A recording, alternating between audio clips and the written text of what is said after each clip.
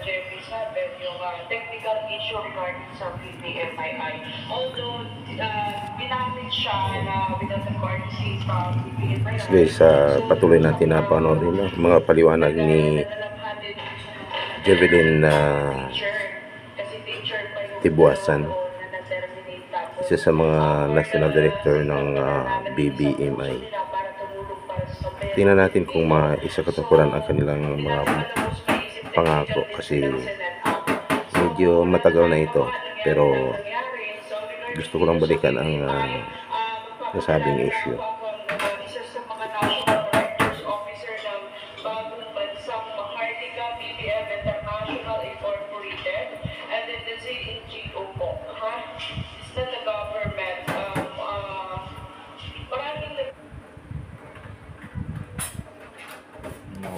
Regarding dito saan ang galing yung pondo.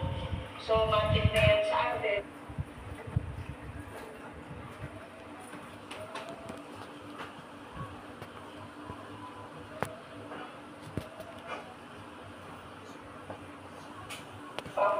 Tinawag na non-government. Kasi kung government yan, hindi naman kami magpupunta as a NGO, di ba? Dahil tayo magpapakahirap.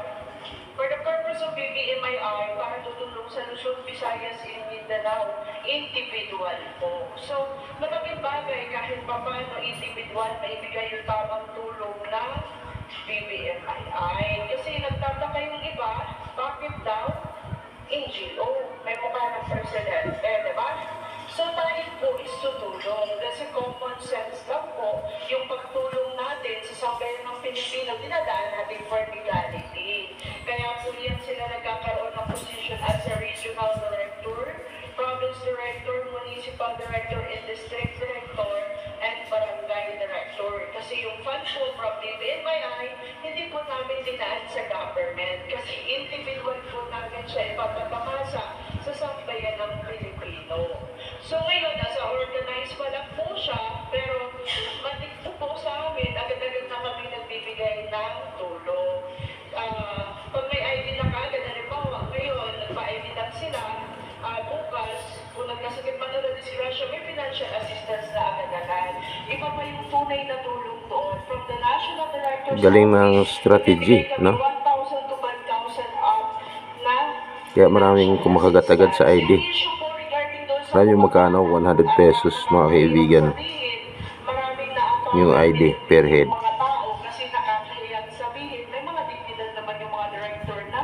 Tuloy lang pakinggan nyo. Qualification ng director is a professional graduate bago ka magiging director. So nagtataka lang ako, gano'n na lang sila basta. Tinan nyo, nasa likod pa ng national director ang mukha ni PBBM. Kung legal ito, bakit hanggang sa ngayon hindi napupuna o hindi man lang nagre-react si PBBM?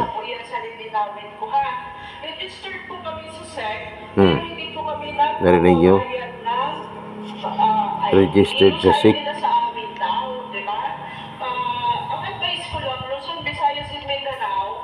Mabilis lang mamigay ng financial assistance. Up to 5,000 pesos yung minimum na pamimigay. Why? Sila mismo magpapagawa ng ID nila. At technical issue lang doon, sinisi sa amin. Kasi bakit daw naninigil? Ang mga kababayan daw magpapagawa ng ID. Ay galing sa kanila ang sinasabing ID. Pupunan mo pa yung tao na sinisi pa sa amin, di ba? So, yun lang gusto kong malinaw. Iwas pusoy. 100 pesos per head. Paano mo sabi na hindi kayo naniningil? Kaya yun lang lubos sa masakit sa amin minsan. Hindi ba kami naghihiling kahit pasalamat ang sa amin lang naman makatulong kami. Samahan na lang ng respeto. Kasi yun lang napakahalaga. Tamis na pananalita, no? Kahit gaano ka-rigid ng tulong mo, nag-courtesy kami, nagpapa-accredit kami. Ang nangyari, pag nagpapa-accredit, hindi nakakarating sa probinsya. Pero mostly nagkakaroon ng technical problems sa provinces. Kasi hindi nila alam sa national offices nila. So gusto ko sana bigyan nyo ng linaw kahit pa paano makatulong man kami. At malaking bagay sana, kaya nandito ako sa inyong harapan. Gusto ko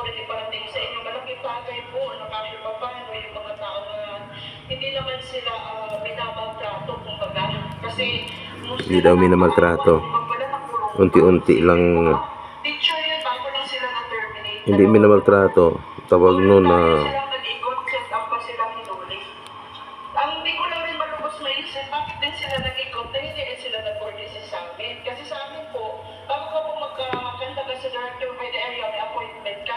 Notaryado po yan ang attorney namin. Hindi po kami gumagamit pa ng attorney, mga kaagapay. appointment at hindi ka talaga legit na director ng BPMI.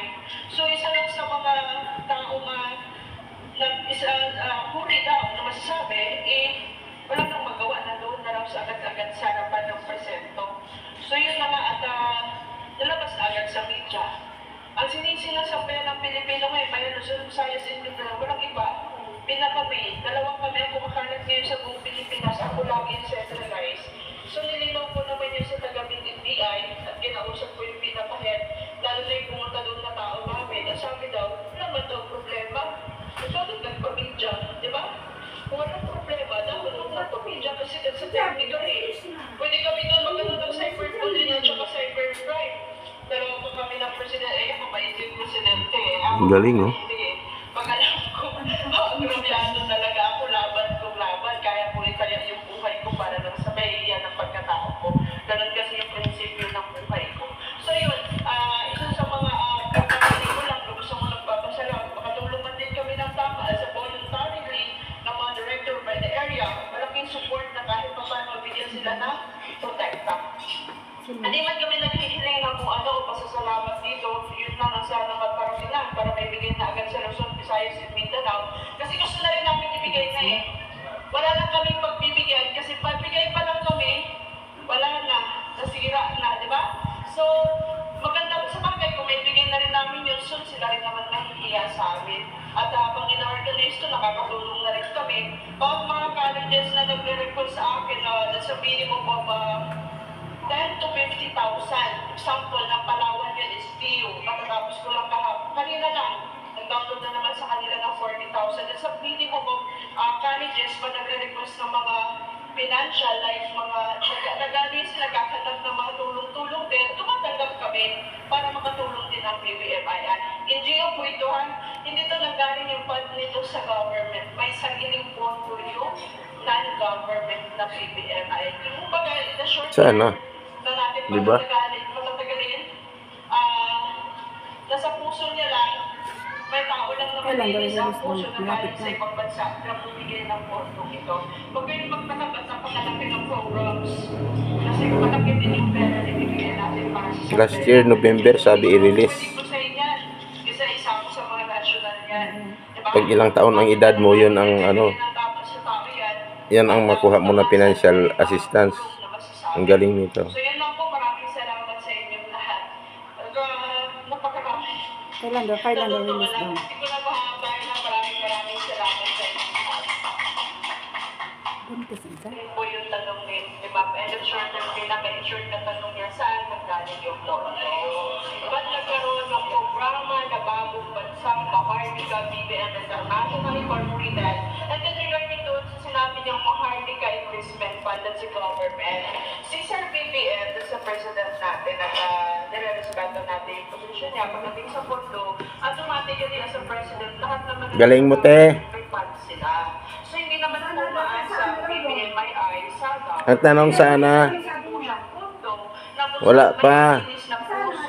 Na binigay yan para sa amin at ibibigay sa sambayan ng Pilipino, Luzon, Visayas, at Mindanao. Nanggaling po siya sa ibang bansa na binigay po Bakit sa ni pinopront nyo ang buka ni PBBM? para magharap sa inyo sa kasi gusto ko rin siya respetuhin sa pagpapakilala niya. At alam na, may alam na dito yung iba.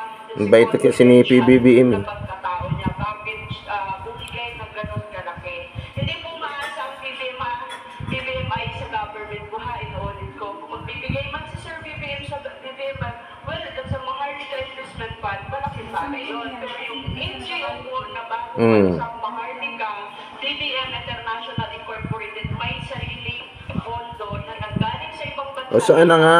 Bumigay ng pondo para sa Luzon, Visayas, Visayas in Mindanao. Inuulit ko Sabi po, noon, bigyan natin siya ng bago mag December, dahil ibibigay na. magpapakilala po siya. Mm. Po yun siya, tao ay kahit pa paano. Ang galing, oh. Talaga di niya alam na ayaw Dami mga directors ng ano, na nawawala. kasi gusto ko rin yung decision niya na siya mismo ang magpapakilala. So, thank you. Another question po. Julio po. Yes. Magandang hapon ng JP. Ikaw yung doon, no, yung karugtong lamang po ng inyong naging pahayag. Meron yung isang tagawang sa sinabi ko sa Brigada Philippines dun sa questionable po yung secretary na senior boss. Na-detect nila na bago lang. So, nalinaw ko lang doon kasi pag bitaw ko ng salita, sabi niya, bago lang pinaralan pa siya sa sulat bitaw. Sabi ko naman, may signal. Tingnan mo, hanggang ngayon wala pa. Grabe na umalis ng mga kasamahan. Mga barangays, mga mayors, napapaniwala nila eh. Yung pinapasok nito mo sa Latin. Confidential din para sa part ng taong yun.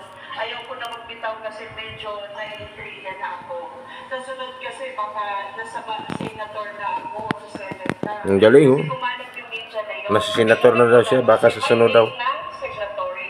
This year lang yun. At sabi ko naman, sinagot ko siya doon sa media, hindi naman mag-pirma yung patay. Buhay pa yung pumirma niyan at may tamang date. Hindi ako nagbitaw. Doon na pala nakita mo, nire-respeto ko yan, pero nire-respeto ko rin yung secretary, no? Pumirma. So, bigyan natin ng galang yun. Kasi, medyo it hurts kasi parang naapakan ko siya. Parang sinabi ko kaagad na dapat siya magpapilala sa part niya. Malapit na, mag-ilang taon na yung panungkulan ni PBBM. Tapos, Pero this year lang yun. Pero yung taga-video is one nagsabi. ito pinasukan ng sinasabing panibagong non-government organization. Dapat kung non-government organization, huwag silang mag-recruit ng pangakuan nila. Kasi kawawa dito na naloko nila eh. Hindi naman daw nila minamaltrato, pero lumalabas na tinutorture nila yung utak ng mga tao sa kaisip. Mag-isip dahil sa ginawa nila dahil sa 100 pesos na dali. Nakarang araw na natatandaan, request kasi siya na mayor's office ng Batangas po. Registered po siya, hindi siya nakabi ng SECIO sa DSWD as affiliation. And after that, lahat ng officer yun na lang yung polo affiliated po kami sa Philippine National Police. Inayos din po namin sa Camp Rame kasi ang advice ng Camp Rame sa amin, ma'am, baka po pwede, bigyan niyo po kami ng officer list na notaryado and then yung sa DSWD na which is the same in the affiliation para isubmit natin at may bigyan na rin namin yung letter niyo. Yun na lang din pong inaantay namin. Pero mo grabe yung nila, mapapaniwala nila buong bansa. Sa Bataan, sabi ni Nurse Bataan, pwede ko lang yung Halos lahat ng Luzon, Visayas, and Mindanao napapaniwala nila agad kasi dinala nila ang pangalan ni PBBM eh. Ito naman si PBBM, wala rin. Dapat kasi may informers nyo muna bago kami. umano na siya dito, Nanggalang yung probinsya kung saan mag-react na siya kasi dinidisplay yung mukha niya sa likod ng programa nila lagi. po sa PNP Bataan. Endorsement lang po ang hinihingi. Kasi si DSWD decided, lahat kasi ng officer kaya pinaluwas sa buong Pilipinas, kailangan notaryado yung kanilang Dapat kulong agad to eh, mga ganito. medyo nagkaroon ng Oo. technical problem kasi dating officer kasi nagkaroon ng kami doon kasi sa issue nga po eh.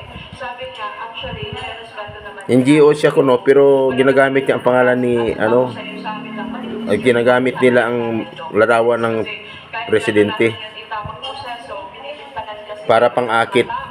Ang lupit nyo, ang lupit. Pero syempre, itaan natin sa legality. Yun ang naman po yung advice sa akin. Thank you po. Thank you po, Sir George. Totoo dito. At alin ang hindi totoo. Okay. Yung number one, hindi totoo, hindi naman po kami scammer. Hindi daw sila scam. Kami ang ng financial assistance, nagpagawa lang sila ng ID, CC signing. Isipin niyo po, kahit naka-front bakit nahiya na ako minsan sa mga tao na pagbigyan nga namin, tinatag pa ako na social media like Facebook. Sabi ko nga, huwag nyo itag-i-post yung mukha ko. Kasi mas pwede Galing mo, ate. ng financial assistance kung sa minimum 1,000 to 5,000 from Ate, ang galing mo. office. Igawa nyo na lang ng ID kasi sinisingisi ang BBMI, bakit daw naniningil kayo? Kasi ang sa voluntarily, kinuha yung pangalan, dahil ng headquarters, nagkasakit, na-present mo yung ID, pagtalikod, sinabihan pa na, naniningil yan ng para sa ID, hindi naman kami ganon. Kung gusto mo, kunin mo agad kayo, wala ka pang sakit, mag-ano ka lang ang pangalan mo, kunin mo. Ay, ano hindi naniningil ng ID? 100 nga pesos eh. Period. Doon po sa Hinara, which is totoo. Sa isang pamilya kung 5, ay di 500 din. February, na mayroong isa sa Ilocos Region. Biro mo, walang pili, kahit bata. Parang kaso style set up na background namin for intelligence side ng BBMII, mga tao namin, yung pala set up siyang binastos yung tao namin na imbitado siya ng kapitan. Pag-invite sa kanya ng kapitan, yung 20 katao, legit daw silang binayaran ng pera. Kasi nag-bet kami, binalikan namin ng kaso eh. Yung nagpahuli, binalikan namin ng kaso. Ngayon, ayaw madama yung nagsabi na, parang set up nga eh. Sabi niya, nagsalita sila, binigyan po kami tag-1,000 para lang magsalita kami na ganito gawin ang namin pagdating sa presento para lang po maabusahan yung nasa loob mismo. Eh sabi, hindi niya na lang po kami nilibatahan. Pati kapitan, dinamay po namin. Sabi ba, hindi niya na lang kami nilibatahan. Kasi wala pinahiya niyo lang kami sa area niyo. Pagkatapos pinasok niyo pa kami agad sa kulungan sa illegal detention eh. Pinasok ka agad, wala pa pagdatan sa barangay, tapos ito pa kami pwede area. Parang ano talaga pagbabastos. Tapos nung pinunta Kinagat niyo eh. kasi nakakahiya eh. Kinagat niyo eh. Kaya mahuli kayo.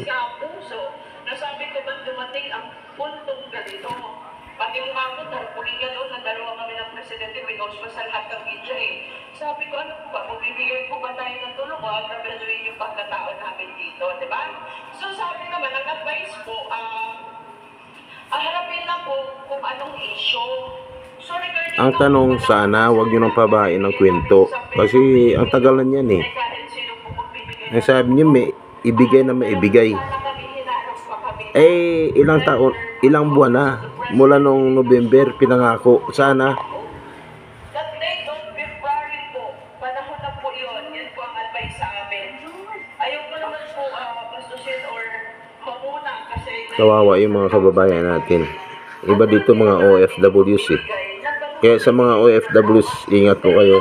kasi nagbidan namin nakasalalay doon eh. Sabi lang, sige, kung ganun matinis siya, until now, wala po yung pagharap namin sa Malacanang. Pagharap ko sana, for courtesy, syempre gusto ko naman gawin mismo yung taong magbibigay sa buong Pilipinas. Kaya yun yung po yung pinapa-aviso ko sa inyo, automatically kahit sino tao na sa loob ng media, ang unang tatanungin, pag may programang ganyan, saan nanggaling yung pondo? Yun lang po talaga ang may sagot ko sa ngayon sa inyo. Bigyan natin ng estado.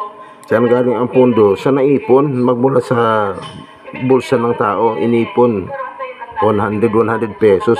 Luzon, Visayas at Mindanao. 100 pesos each sa isang pamilya. Kung 5, eh di 500. Sa perang Pilipino kasi wala pong pakialam sa pera. Why? Pag namatay ako hindi gold eh. Galing mo ate. Galing mo, galing. Sa kapwa. Yun kasi yung nasa puso ko. And then as of now, still working ko ang PB. Masusurin ko ng protection sa inyong lahat at tulong. Sana matulungan ninyo para bibigyan natin ng tama ito sa buong Pilipinas. Kami lang po yung way para bibigyan ng tama, bigyan ng sana ng panahon o oras o respeto man yung taong bibigyan natin ito sa bawat isa. Yun lang po. Tanong po. Sorry ma'am, from DCRA.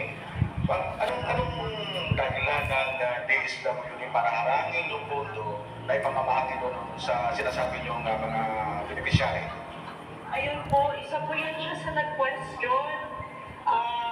Na-media po kami nun pero sa ibang region. Pero ang advice ko po, ayusin na lang sa national. Yung baka po pwede at nag-iusap po kami, accreditation lang. Kasi bigyan naman natin ng respeto yung nasa posisyon. Kasi pag dinaan namin sa kanila, paano yung regional director, province, municipal, district, barangay? Diba? Doon nag-appoint pa kami. Eh, kailangan, dahil kayo nasa taas, kayo ang magdesisyon. Diba? Eh, ginamit nyo yung, ano eh, mga barangays, no? Lahat ng LGUs, ginamit nyo. Sa tao ko mismo, sa secretary ko, ma'am, ginagana niya na po, ma'am, sabi niya, anong advice niya, mag-update na lang po. Pero sabi ko, siguro mas mainam sa national, wag sa provinces, kasi sa provinces, ba't dito may daan sa amin, kasi kami yung legit na magbibigay sa tao. Ano naman dyan? Tama natin, nakakapagod ang paliwanag mo, sobrang haba. Wala pang magiging solusyon. Kaya standby muna tayo mga kaagapay. Huwag basta-bastang maniwala at tumasa kung wala pa namang linaw na yung mga sinasabi sa inyo may isa katapuran. Standby muna mga kaagapay.